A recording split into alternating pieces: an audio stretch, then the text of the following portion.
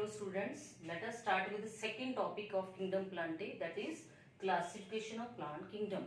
सब तो पहला classification of plant kingdom discuss करन तो पहला let us discuss some previous systems of classification.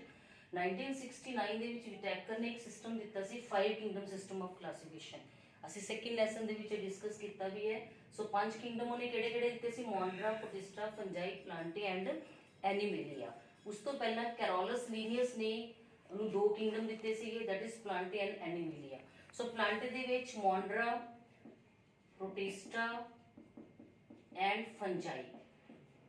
ਸੋ ਕੈਰੋਲਸ ਲੀਨੀਅਸ ਨੇ ਕੀ ਕੀਤਾ ਸੀਗਾ, ਇਹ ਸਾਰੇ ਪਲਾਂਟੇ ਦੇ ਵਿੱਚ ਪਲੇਸ ਕਰਤੇ ਸੀ ਕਿਉਂਕਿ ਇਹਨਾਂ ਦੇ ਵਿੱਚ ਇੱਕ ਚੀਜ਼ ਕਾਮਨ ਸੀ ਕਿ ਇਹਨਾਂ ਕੋਲੇ ਸੈਲ ਵਾਲ ਪ੍ਰੈਜ਼ੈਂਟ ਹੈ.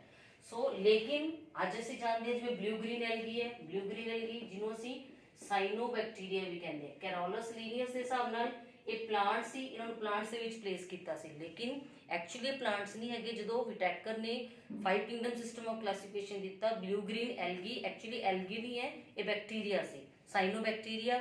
ਸੋ ਇਹ ਪ੍ਰੋਕੈਰੀਓਟਿਕ ਐਲਗੀ ਸੀ, ਇਹਨੂੰ ਮੌਂਡਰਾ ਦੇ ਵਿੱਚ ਪਲੇਸ ਕਰਤਾ ਸੀਗਾ. ਸੋ ਹੁਣ ਜਿਹੜਾ ਐਟ ਪ੍ਰੈਜ਼ੈਂਟ ਸਾਡੇ ਕੋਲੇ ਕਿੰਗਡਮ ਪਲਾਂਟੇ ਹੈ, ਉਹਦੇ ਵਿੱਚ ਸਾਡੇ ਕੋਲੇ 5 ਗਰੁੱਪ ਆਫ ਪਲਾਂਟਸ ਆ ਰਹੇ ਹੈਗੇ ਹੈ, ਐਲਗੀ, ਬ੍ਰਾਇਓਫਾਈਟ, ਸਟੈਰੀਟੋਫਾਈਟ, ਜਿਮਨੋਸਪਰਮ ਤੇ ਐਂਜੀਓਸਪਰਮ. ਸੋ ਇਹਨਾਂ ਨੂੰ ਕਲਾਸੀਫਾਈ ਕਿਵੇਂ ਕਰਦੇ ਆ? ਸਾਡੇ ਕੋਲੇ ਡਿਫਰੈਂਟ ਟਾਈਮ ਦੇ ਵਿੱਚ ਡਿਫਰੈਂਟ ਤਰ੍ਹਾਂ ਦੇ ਕਲਾਸੀਫਿਕੇਸ਼ਨ ਸਿਸਟਮ ਆਏ, ਜਿਹਦੇ ਨਾਲ ਕਿ ਸਾਡੀ ਨੌਲੇਜ ਜਿਹੜੇ ਜਿਵੇਂ ਜਿਵੇਂ ਸਾਡੀ ਨੌਲੇਜ ਇਨਕਰੀਜ਼ ਹੋਏਗੀ ਸਾਡੇ ਕੋਲ ਇੱਕ ਬੈਟਰ ਸਿਸਟਮ ਆਫ ਕਲਾਸੀਫਿਕੇਸ਼ਨ ਜਿਹੜਾ ਹੈਗਾ ਉਹ ਡਿਵੈਲਪ ਹੋ ਗਿਆ. ਸਭ ਤੋਂ ਪਹਿਲਾਂ ਸਾਡੇ ਕੋਲੇ ਸਿਸਟਮ ਆਇਆ ਆਰਟੀਫੀਸ਼ੀਅਲ ਸਿਸਟਮ. ਆਰਟੀਫੀਸ਼ੀਅਲ ਸਿਸਟਮ ਕੈਰੋਲਸ ਲੀਨੀਅਸ ਨੇ ਦਿੱਤਾ ਸੀਗਾ.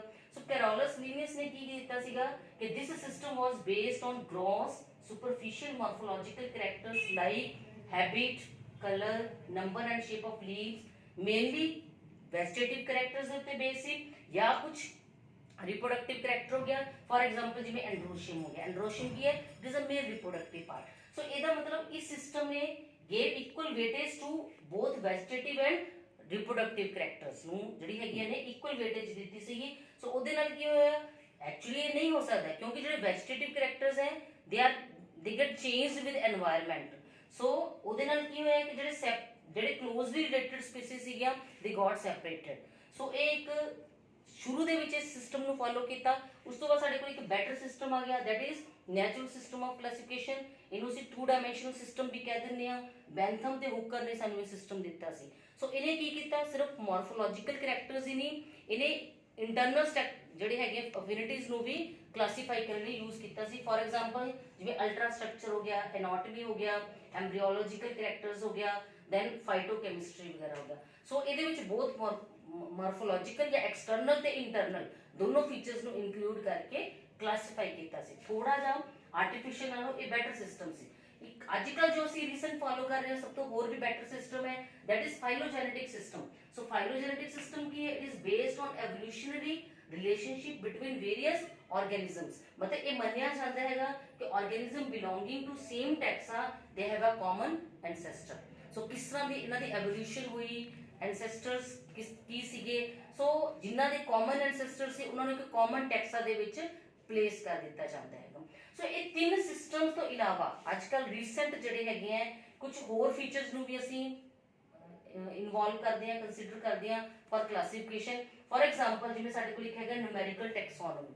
ਨਿਊਮੈਰੀਕਲ ਟੈਕਸੋਨੋਮੀ ਕੀ ਹੈ? This system is based upon computer ਦੇ ਵਿੱਚ ਡਾਟਾ ਫੀਡ ਕੀਤਾ ਜਾਂਦਾ ਹੈ.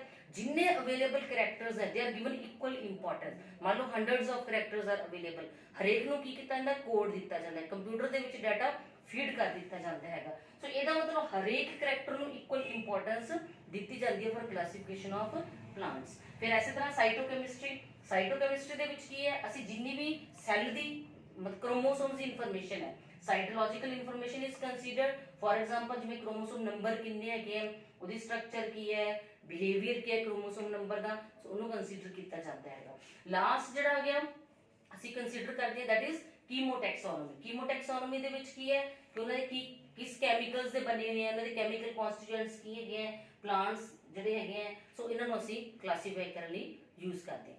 ਸੋ ਇਸ ਵੀਡੀਓ ਦੇ ਵਿੱਚ ਅਸੀਂ ਆਰਟੀਫੀਸ਼ੀਅਲ ਸਿਸਟਮ ਬਾਰੇ ਸਟੱਡੀ ਕੀਤਾ, ਨੈਚੁਰਲ ਸਿਸਟਮ ਬਾਰੇ ਸਟੱਡੀ ਕੀਤਾ, ਫਾਈਲੋਜੈਨੇਟਿਕ ਥੋੜਾ ਸੀ ਇਨਫੋਰਮੇਸ਼ਨ ਡਿਸਕਸ ਕੀਤੀ, ਨਿਊਮੈਰੀਕਲ ਟੈਕਸੋਨੋਮੀ, ਸਾਈਟੋਟੈਕਸੋਨੋਮੀ, ਕੀਮੋਟੈਕਸੋਨੋਮੀ. ਇਹ ਤਿੰਨੋਂ ਮੈਂ ਸਿਰਫ ਉਹਨੇ ਡਿਸਕਸ ਕੀਤੇ ਜਿੰਨੇ ਐਨਸੀਈਆਰਟੀ ਦੇ ਵਿੱਚ ਮੈਂਸ਼ਨ ਆ. ਬਹੁਤ ਡਿਟੇਲ ਆਪਾਂ ਨੂੰ ਜਾਣ ਦੀ ਜ਼ਰੂਰਤ ਨਹੀਂ.